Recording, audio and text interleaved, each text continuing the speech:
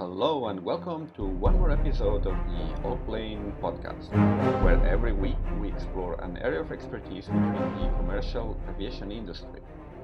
As usual, I start with a quick reminder that you can find these and all the preceding episodes of the Allplane Podcast, as well as many other interesting stories about airlines and commercial aviation, on our website, Allplane.tv. I repeat, this is ALLPLANE.tv. Today's episode is about design, aircraft interior design to be more exact. We have explored the topic of design in previous episodes. For example, I would recommend you check the episode we did a few weeks ago with Jay Beaver of Embraer, where we discussed several ideas and concepts for executive jet design.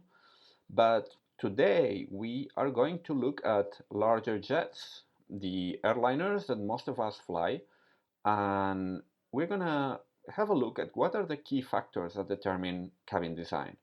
Because Matt Cleary and Victor Carlioz are the co-founders of ACLA Studio, an LA-based boutique design studio that focuses on the transportation and airline industries. They founded ACLA Studio about 3 years ago after both of them having worked for a few years at one of the market leaders in cabin interior design, a company called Zodiac Aerospace that is now part of Safran, a French large aerospace conglomerate.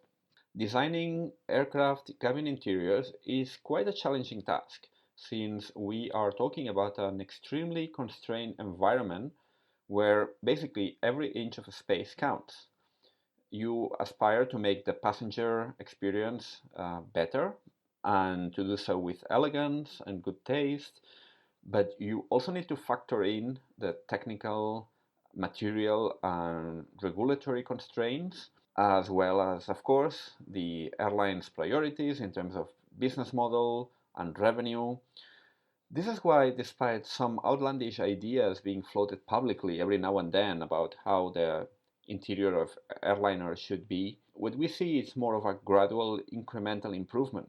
Although, as you will see, our guests today are ready to emphasize how there is actually so much going on behind the scenes that is making the passenger experience consistently better with every iteration. So without further ado, let's connect with LA, California to speak with our guests today. Victor, Matt, how are you? Good morning. Doing very well, thank you. Good to talk with you. Joining us from sunny LA. Yeah, that's correct. We're located in California, but as it stands this morning, it's a little bit cloudy, so not the usual sunshine that we enjoy here. You both are co-founders of a design studio called ACLA. Mostly you work in transportation and aviation. Yeah, I mean, firstly, thank you again for thinking of us. We're delighted to have this opportunity this morning to chat with you and give you some insights into what we've been up to and also, our thoughts for the future of aviation. But yeah, that's correct. We are a design studio based in LA, which we started coming up for 3 years ago now, myself and Victor. I'm an industrial designer by trade and started actually 10 years ago for a company called AIM Aviation based in the UK, and then worked my way to formerly Zodiac Aerospace and now Safran. And then that's where I met Victor 6 years ago, and then took the decision to go independent 3 years ago to reach a more broader audience and to work on a more diverse range of transportation projects. Mm-hmm. So you work not only with aviation, you work on other type of projects as well, but your focus is on transportation. Yeah, I think, Miguel, this is Victor speaking. Our idea and kind of a big drive to start this independent studio was to really kind of bring some of the tools that we've developed over the years and bring it to a broader audience, as Matt said. And aviation is our background. This is where we are coming from. We've been working, both of us for almost Matt 10 years and myself about 8 years in this industry, developing several concepts. And we think it's a really interesting part of design because it's really constrained, and that brings us like a strong process to also help other industries work in pretty constrained environments. So yeah, we've been also working on in some other areas and a little bit broader industries, but at the moment all these projects are kind of like still in the works. So you mentioned a very key element here, and it's that aircraft cabin is a really constrained environment, and that's something we're going to discuss now, because basically lots of new concepts that I'm coming across are actually trying to make the most out of this very constrained space and to work between the regulations, because that's also a very highly regulated industry where safety is the primary concern. What do you think are the main changes that are going to come up now with all this COVID situation we are seeing? Because we are seeing lots of headlines about nothing is going to be the same again.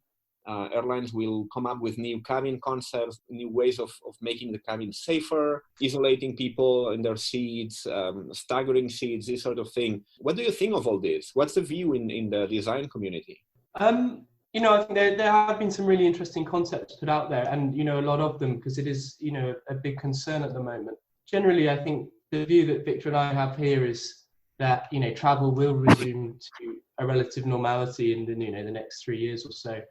Because people do, fundamentally want to travel and they enjoy it. With regards to the, referencing some of the concepts, I think as nice as they are, I think it's not likely to stick in reality. I think there will be changes within the cabin long term, but perhaps more subtle ones. So I think when you're talking about cleanliness of a cabin, I think, we're certainly looking at designs whereby we're designing a storage or something on a business class seat, and then to make sure the radii are large enough so it will be easy to clean, and just considering the design of a product in that sense.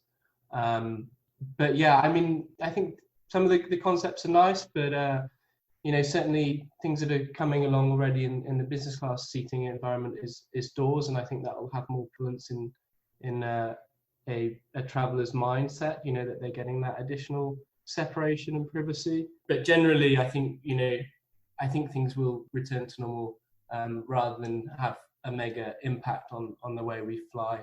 Yeah, I think another point is that one driver that this crisis will have possibly is the balance between the different classes in the airplane environment. So when you have three classes, let's say you have economy class, premium economy, and business class, there's always a balance between the revenue and like how much our passenger looking for each of these areas, and the airlines are balancing this space depending on demand, and it's ready maybe to spend a little more money to go upgrade to, for example, the premium economy section or to the business class section. So I think it's possible that will also evolve and be massaged, I guess, in that area because of long-lasting trend.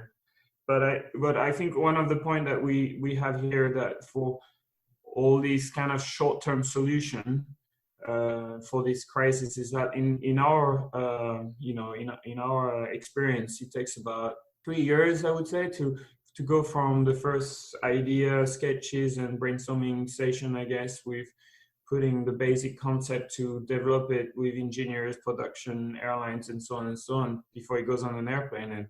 And within 3 years, we'll be more into a normal environment, which that's why we think the lasting trend will be more subtle improvement and than I think a lot of the concept that went through the mainstream media. Mm-hmm. I think a lot of them were, looking at impacting density, so blocking of middle seats and that sort of thing, which in the long term, you don't really want to disrupt the airline's business model as abruptly as that.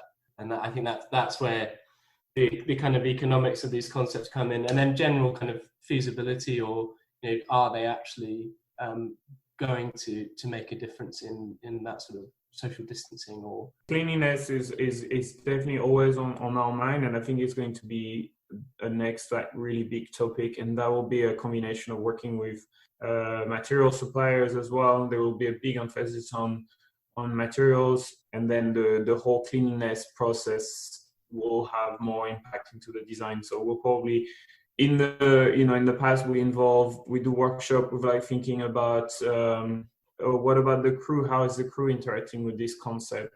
What about the passenger and so on? And I think we'll definitely add another workshop which will be cleanliness and this cleaning crew, I guess, which will be a very important element for this in the future.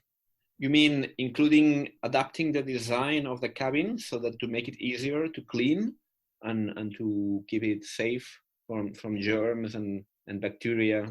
Yeah, I think so. I mean, we all have in mind these older seats with, for example, those pockets in front that are designed in a way that basically are traps to any kind of like trash. You stuff your belongings or other food that you got during the flight, and that for example, that gets dirty, right? That's a design that I think will completely disappear. But I think at the moment, the cleaning crews are not really involved into the designing process at all, and it would be a very interesting part of the airline business to bring to the table during the design process.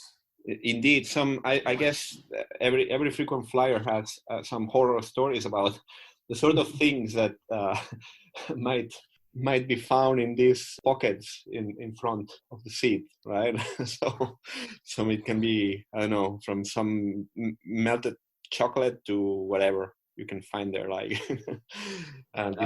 discarded napkins, whatever you can find there. Yeah, absolutely. I guess one other point to add to the cleaning factor is one conversation we had was, we've been in meetings whereby also often a fabric will get chosen and someone might say, well, let's not choose this fabric because it will shed the dirt too easily. And perhaps we might see a change in that. In actual fact, we can choose lighter, less heavily patterned materials because, it will show that it's dirty, and then it will, require changing and for airlines to want to change it out because, there's a desire for it to be very clean and just look nice from a passenger perspective and look sanitized. So I think there might be a change in that mindset. All too often we would choose things because it was an easy route. Yeah, actually, I was seeing that some of the newer seat designs were actually more economical. Same with the overhead bins, for example. It seems that there's been really already before the pandemic, there was already a conscious effort by the industry to come up with new solutions, cleaner and easier to use. Yeah, I don't know if the overhead bins cleaning was the biggest factor for innovation, but ergonomic for sure. There's a big, it's a big part of the crew boarding process. It's a lot of when you do it as a passenger with only one bin, it's not bad. But if you have to do it with a whole series of a whole aircraft cabin, it can become quite a lot. So I think that was really big emphasis on like helping and making those mechanisms way more balanced. And the big driver was really the trend of everyone bringing now their carry-on and trying to travel only with a carry-on, and that then relate to the density of the cabin space. The more you densify the cabin with better seat design, then you have to kind of solve that issue of the bins to also put more bags in there. And so that's really, I think, what those latest solutions are focusing on, is trying to optimize that space. And with the luggage, it's not a flexible volume. It has a width, length, and height. So sometimes your luggage doesn't fit for just a few inches. So that's really the big challenge, is to make sure that you anticipate for all these different shapes of luggage in the future. Mm-hmm. It's really, really quite interesting. Because one thing, though, is that basically the basic configuration we have now in the cabin, be it in premium or in the economy class cabin, it's variations of the same. So basically everywhere in the world where you go, with Europe, America, Asia, doesn't matter which airline, it's pretty much the same layout, more or less. I mean, it can be more dense, less dense, better seats, older seats, whatever. Some newer aircraft are certainly more ergonomic. They have better lighting and all that, but it's basically the same. It's like a tube where you just fit rows of seats. Now, you are in the industry at the very forefront of the new thinking and design and concepts. Is this going to be forever like this? What are the areas that allow for more innovation, considering these constraints that we are facing here?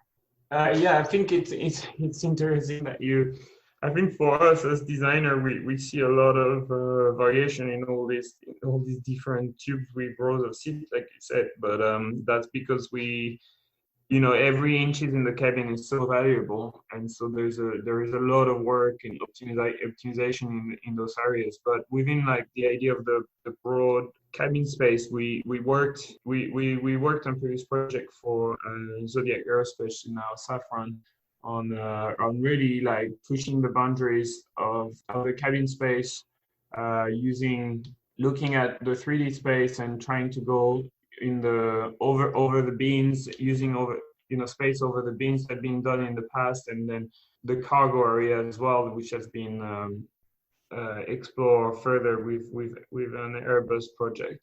So that project, when we were leading it, that's kind of like what we wanted to start the conversation within the industry, is to talk about this space in the airplane and how could we configure them as cabin interiors. And it has been done in the past. Lufthansa and Airbus with their 340 had like a cabin. They had crew and galley space and lavatories in the cargo area, for example. But those things are costly, and they are costly and difficult to implement for a lot of reasons. And I think airlines are looking into it, but I think it's not just yet the priority for airlines. But there is conversation in the industry, and I think it's a desire for everyone to try to make the space a little bit more flexible, I guess. Like you have the bars that have been done in the 380s that are quite interesting, the shower space and all these different areas are quite interesting.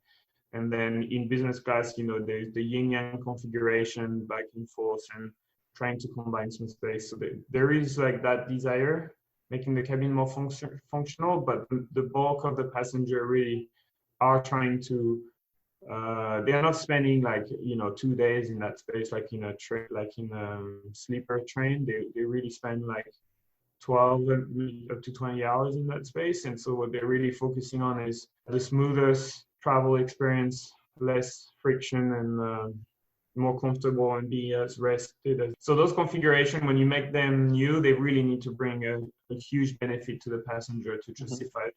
Yeah, actually, that's one of the questions I wanted to make you is how effective or how popular are these sort of common areas? Because I remember when a few years ago, the first A380s were coming out of the line, and there's a lot of expectation. And one of the things I read often is like, yeah, because this new aircraft, you will be able to add, even I read something like a gym or a fitness area, like a lounge, this type of things. And at the end, some airlines have introduced some of these sort of common recreational areas, but I don't know up to what point they have really worked as expected. I suspect not as much. But what do you think? Is this the case, or is there really some success case where it's been proven that these people like these areas, or they justify the investment? Yeah, I think it's a really interesting topic, the idea of the social zones and how they impact the flight. I think all too often people, socializing and wanting to go to, work out and do yoga and things, and you can kind of go quite far with that, and it sounds wonderful, but I think if you actually step back and think to flights that you take, in reality, you can actually create a quite effective space that is not taking up as vast amount of footprint as some of these bars. Because when you're on a flight, regardless of what class, I think there's not necessarily. It's nice to go and get a snack or a drink, but you're not necessarily socializing the majority of the time. And these spaces are wonderful. I mean, I have fortunately had the opportunity to fly Emirates on the A380, and it's very nice. But you do just step back. You'll grab a snack, perhaps a bottle of water, and then you head back to your seat. So I think we're probably looking at smaller spaces, more functional spaces in between the galley areas and those spaces which airlines are adopting well. But I think sadly it might be the end of these big bar complexes, and they'll get sort of more compact. Maybe some airline will come up with some ancillary they can monetize. I don't know if you have seen the Skynest unveiled by Air New Zealand, which I think it's a concept right now. No, it's not being implemented anytime soon yet. Which I think they plan to, if it's implemented, they would plan to charge people in economy class to have a sort of a bunk bed where you can sleep for some time, something like that. I don't know, maybe even a casino that you can generate revenue and justify the investment and the space that you are taking off the seating plan. I think the Skynest is a really interesting example to use this area for for revenue, because the biggest focus of most passengers is really getting some rest and sleeping as much as they can to recover from the travel experience that can be quite hard on your body and so on. To come back with the bar subject, I think those also like the value of the marketing, and even if it's not used that much by passenger, it still has a very strong impact as a marketing standpoint and on your desire to fly these specific airlines. There was many different reasons for people to choose the airlines, but that is a big plus that I think cannot be. And one of the specificity of the 380, there is many spaces in that airplane that is not 100% suitable for passengers. So there is areas there's a lot of galley space in that airplane because of the nature of the double decker and the number of doors. There is a lot of galley space and so on that really suits that airplane for all these social areas and different touch point. I think as a passenger, having that destination point when you reaching that point of your journey where you feel like you need a break from sitting down, just to be able to do something, even if it's just a 5-minute, 10-minute walk, having a look at the windows for 5 minutes, having a stretch and so on. That's something that is very nice, and I hope it lasts. But I think we can also do it very efficiently. Yeah. The bar is something that also is this idea of the travel being that very premium experience with the drinks and more like a hotel and so on. And I think also one of the trends coming from the industry is that the travel is, we're going to focus more and more on making your better well-being, taking more care of your well-being, your health, and so on. And so I think there will be a trend to also bring some areas where it's more about stretching, or it's more an area for getting that step back from your seat, getting some time off, and refreshing yourself, or more access to things that are good for you, I guess. So I think that would be a big focus. So I think those areas, those flexible areas, are always going to be there. And between airline, there will be more or less investment into it. But the trend of having a party in the plane and bars will stay there for some airlines, but some other airlines are going to look at these areas for more of a health benefits standpoint. Mm-hmm. And also another concept that I found really interesting, and that came up in some conversations I had with people in this space, is the idea that you might have more flexibility in how you set up the cabin. So you might want, for example, to have a less dense cabin if the demand for a certain flight is not so big. You might have a more dense cabin in some other cases. I remember there was this Italian company that came up with a foldable seat, I think, that can give some more space when you don't need that extra seat.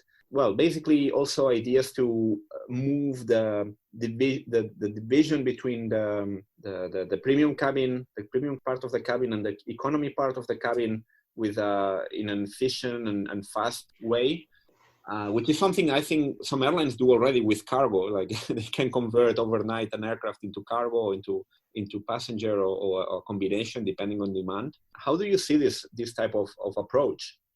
Well, the reality of this, the side of the fleet of most of the airlines that really invest deep, that invest a lot into their cabin design, they actually have that flexibility just by the different configuration of airplane that they have accessible.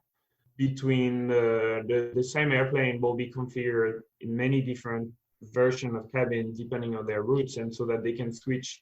They can use those airplanes like that. So that's why that kind of idea of the convertible cabins that just switch from density and so on, it involves a lot of complexity. And the main thing is that it involves a lot of compromises in the density of each of these classes. So when you do like something like a cabin that goes from premium economy to business class, then you're including compromises in your premium economy experience and then compromises in your business class experience. So both of them are not as good as the one you would have, or as dense, as good or as dense as or as efficient as what you would get from like a normal premium economy or a normal business class.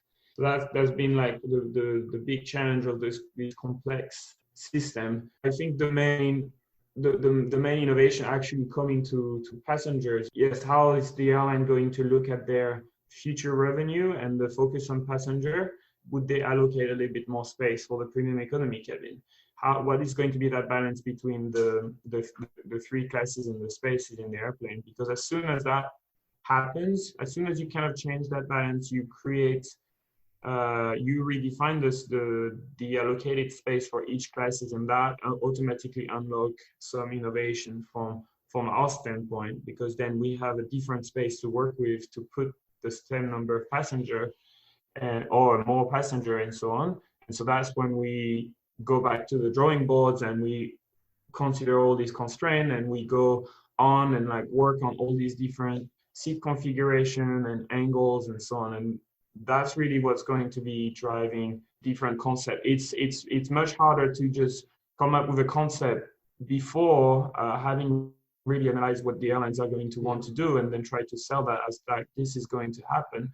Because if it's not grounded into the business model of the airline, then it's very hard to justify. What about something that was in the news for quite some time and reappears every now and then? That is the standing seats that were suggested for some ultra low cost airline products. Any chance of this happening? I think that's a tricky one. I think the general public perception was kind of not well accepted, and I think that's going to be hard to kind of change people's minds. A lot of the time, if people are flying, on a low cost carrier, they want to get from point A to point B, and quickly and efficiently. But they do often. But that's just that is part of that low cost travel experience. It's it gets you there.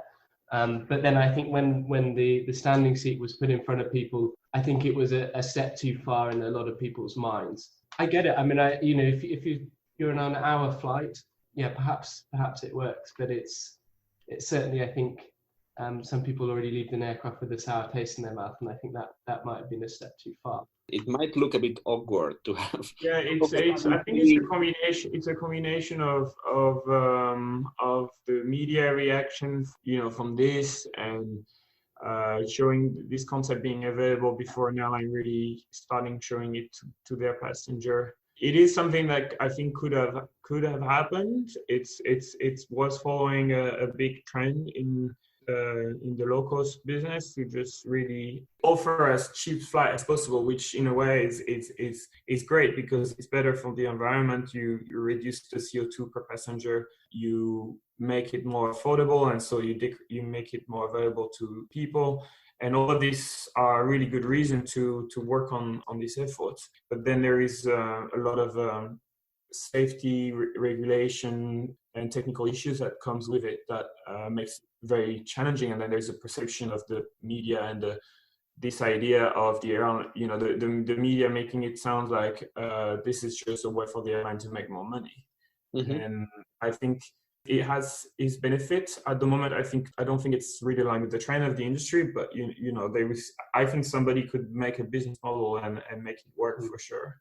There's still room for it. I mean, there's many different type of population around the world that some people could really benefit from it. It could be really helpful for a lot of people. So I mean, again, it's always it's a design challenge and it's a business plan challenge from an airline standpoint. And if you do it separately, I think it makes it very difficult. If an airline desire in their business model is set up like that, then I think from a design perspective, there is way to make it acceptable by passenger. There's always some design solutions, but it kind of needs to be done in parallel. And it's a big challenge for I think a lot of population perception. Mm-hmm. Because having reached this point of our talk, I think it's the perfect time to introduce another question I had burning in my head is, how does the development process works for this type of cabin concept? So there are the airlines, there are the OEMs, then there are independent designers and design studios like you, and obviously there's other engineering companies involved, the people that make the seats, the people that make the different materials. What's the process like to introduce a new concept? Is it just the studios working at the request of the airlines to come up with, or the OEMs to come up with new concepts? Is this ideas that are being discussed during, let's say, other type of initiatives, of programs to develop new types of aircraft? What are the dynamics in this world?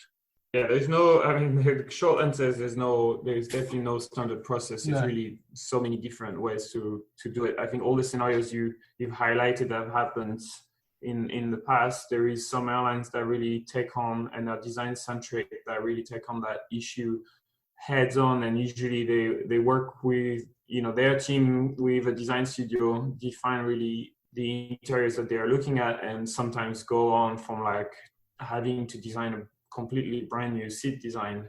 There is in our case, in our most recent cases and project that we can talk about, we've developed in partnership with Adient Aerospace. We designed a new business class for them. So that was more collaboration between an OEM seat manufacturer and a design studio. And now we are introducing this seats design to airlines. And then after that, we'll have a little bit customization and like personalization of that design. But then you also have the OEM designing the seats on their own, and many different ways. I think in general, when you talk about really concept or like broad, really brand new designs, it's the best process is when all the players are involved together in parallel. That's really where it works the smoothest. And there is many example like that.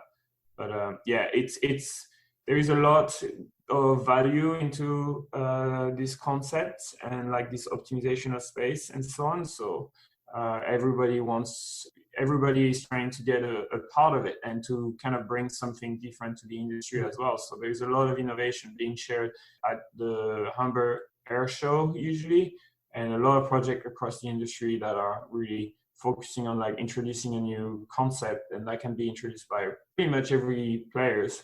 So and there is also the example of like a completely new concept where we work, for example, with Zephyr Seats to develop a sleeping berth concept. So bunk bed seating concept that we've developed in partnership with Zephyr Seats. And that was really a desire from somebody outside of the industry, bringing a solution to one of the biggest pain point in the travel experience.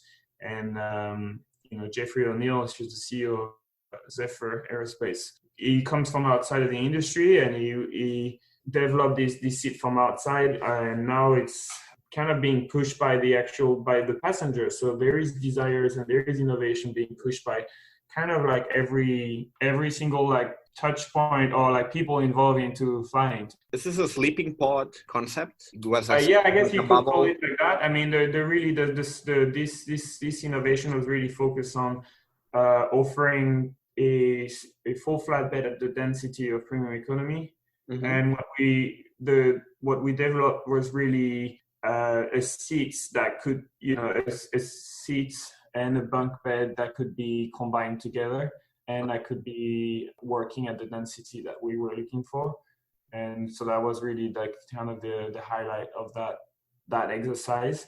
And the development is keep moving forward. And I was, there is, if you look at their latest campaign, they really wanted to reach out to the actual passenger audience, kind of reach out from outside of the industry. And the passenger have invested a lot into it. They raised a lot of money from just people that really want these kind of innovation to arrive into the cabin, which I think is fascinating as well to see that push from the passenger and more from that side of things to make this innovation a reality. So people are ready to invest their own money because they believe in this idea and in this solution. Yeah, I'll definitely check it out, because I always introduce some notes, some show notes where people can find all the references and links and all the information to complement what we are talking about here. I was just asking about the pods because I remember there was a concept that was kind of something that looks like a bubble, where I think that was for premium passengers from business class cabin, where you had this sort of round bubble where you could sneak in and sleep inside and kind of isolated yourself from the rest of the cabin. And you have them stacked up. So you had several of these bubbles, one on top of the other, sort of. So it was kind of interesting and a bit weird looking, but really cool. Yeah, I think this concept was interesting and definitely an inspiration for many years for us. It was really kind of like a conversation starter, but it was not really anchored in branding it into reality. Mm-hmm. And what we did with Zephyr Aerospace is that we really spent a lot of time considering every constraint that what it would mean from a revenue perspective. So we really focused on finding a solution that is extremely dense, so really efficient from a passenger's layout standpoint, and then also like branding it into the reality of how are we going to make this attached to the seat tracks. Do we have the seat structure, and how would these seats behave into a cabin environment, and so on and so on. So that's really where you go beyond, and when you spend more time, one of the thing that at ACLA we really try to do is to really ground even like our more inspirational ideas, to really always put them into the realm of aircraft interiors reality from a revenue perspective and from a certification and I guess engineering perspective. Mm-hmm. Yeah, because sometimes this innovation can be something as simple as, for example, what Air New Zealand did with Air New Zealand. Seems to be it's a pretty innovative company in comes to in-flight product. Yeah. They did the Sky Couch, where it's basically you join 3 seats, I think, on economy class, which is quite simple technically, but it's a nice product that you can then make some extra revenue from that. So create a sort of a semi-premium product inside the economy class cabin. So pretty interesting. And it was not rocket science, really. It's just something working with things that are already there. It is not rocket science, but you would be surprised how many complexity there is with this concept as well. It is from an idea standpoint, it's pretty straightforward, but it's actually quite challenging to make it happen from a certification standpoint, because you can imagine if it's stuck into this upward position, then there is a lot of certification issues there. So you need to think about all these different, I guess, safeguards and secondary safety option in case one of the mechanisms fail, because that could block somebody from exiting. So there was a lot. I mean, to the credit of Air New Zealand, there was a lot of different steps that needed to happen to make it happen, to actually make it happen. Yeah, and this is the value of this concept. Are, yes, from a passenger standpoint, it's better. There is a little bit of auxiliary revenue, I think, but also I think the main value is really from a marketing standpoint, to see those images. And same thing with the bunk concept they're introducing. There is so much value from the passengers to see that an airline actually cares about trying to improve their experience and really spending time there. And that's really strike people's imagination, even if they don't really, even if they're not going to use it, just to know that the airline is taking those steps. Yes, and actually, there's also something that really fascinates me in this world is actually that there seems to be as well a pursuit of ideas that pretty much everyone knows that are difficult to make a reality. They kind of lead the way in the same way as, for example, the fashion industry. You have all these top designers that are kind of leading the way, creating things that look a bit extravagant, and they might not really be adopted in everyday life, but they kind of mark the way. We had on the podcast, we had Jay Weaver, for example, from Embraer, that designs very original, unique executive jet interiors for Embraer. And we talk about this, about how you come up with some ideas that might not become a reality immediately, because obviously there are many challenges. The regulation and certification challenges are obvious ones. Then also the challenges with the business model, how this fits into the current business models, etc. But maybe they will become a reality as soon as new ways of traveling become a reality. And here I'm thinking, like Airbus, for example, has been coming up with some ideas about biomimicry, electric planes. So lots of different things going on. The same with air mobility, new concepts to move people around. How do you see these sort of cutting edge concepts that are constantly on the media that might not become a reality still in a few decades time, but some of them are really, really attractive in terms of, making things more closer to nature and all that? I think, there's definitely a need and a craving from people to see these, and they do inspire us. So I think they are, they're nice. It's great to kind of look at an image and kind of that depicts a potential future and get excited about. And I think, a lot of the time, whether or not they take flight fully, but they can influence the way we design things and think about space. And I think the eVTOL movement is still quite a way away, but I think it's exciting as well, because that could truly transform the way we travel around cities and point to point sort of local destinations, but certainly that will be for wealthy people initially, we believe, rather than be a commodity around the city like a taxi. But still, it's these visions of the future are what excites us and what keeps us kind of innovating in that sense. What about how technology can also contribute to the actual cabin experience? I'm thinking here about how electronics, IFE, and disclaimer here, I've been working on some projects as a consultant for a company that is active in IFE, called InFly. So that was my disclaimer here. But more generally, I would like to discuss how things like, for example, the cabin lighting, how companies, for example, there's Jet Light, a German company that it has developed a system to provide personalized lighting based on LED, I think to specific passenger seats, things like VR, for example, VR sets.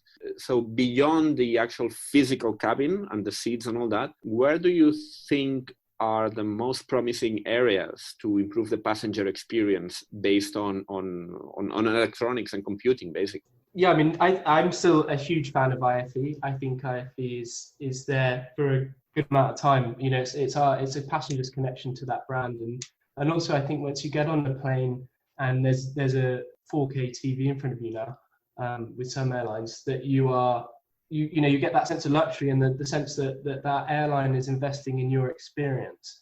So I think IFE, from a fundamental tech standpoint, is a great investment and something that all passengers appreciate. And moving forward to the lighting, I think, that is something that has been innovated extensively and adopted, certainly with aircraft such as the Dreamliner by many airlines. That can be a reflection of a brand identity when you're boarding and deplaning, and reflect an airline's brand, and then it can also improve that experience on board to reduce that sense of jet lag. So, and then personalized mood lighting, I think, is in-suite mood lighting is probably the next step. And you see, like in cars, very faint kind of accented mood lighting, and that will become more prevalent within the suite. I think it'd be tricky when you look at a whole cabin and see how people adjust them, because you might end up with a rainbow. So that could be when it's actually personalized to giving someone the complete control. The biggest challenge of technology for the aircraft interior industry is to follow and to be in time with the current technology improvement in your day-to-day life. I mean, it's kind of what you can see with cars, but to another level. Since it takes about 3 years to develop something, when it comes to the airplanes, it's a technology that seems kind of already a little bit dragging behind. So I think the biggest improvement that we'll see in the future is kind of like the same thing with the car industry between the traditional OEM and the Tesla, is that idea of like that flexibility in the software and the hardware architecture that let you always have updated and have personalized software. So I think software is going to become more and more important. And of course, that connection is going to be through your iPhone or through your IFE provider. But that your passenger staying connected with their travel, with your brand, and having that constant up-to-date improvement is really what's going to bring this whole IFE experience to the next level. Once an airline managed to implement that idea of the whole environment space and the whole hardware of the cabin being connected and being able to be really quickly change and evolve through software, then I think we will unlock a lot of innovation naturally. And so it's really, how do you design the hardware that plan for that future, and how do you anticipate on all these different trends and passenger needs for the future, and how do you solve that with software? That, to me, I think is going to be the biggest necessary step from that I guess technology standpoint. Lots of interesting stuff. Do you think the difficulty of adopting very disruptive new concepts, is it down to regulation, certification, or is it more the airlines being conservative? I think it's even more complex than that. To make a significant and valuable design improvements, it takes a lot of dedication and a lot of knowledge and subtle improvement that is hard to show on a rendering.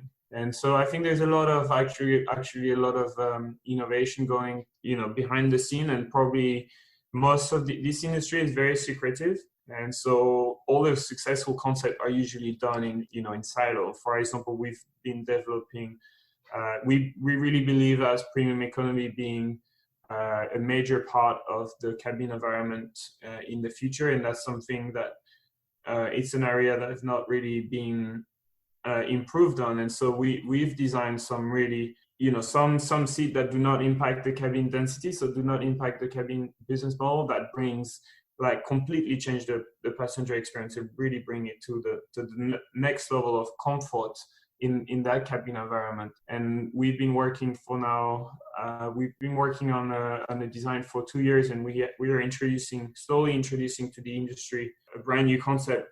So that's something that we're doing behind the scenes.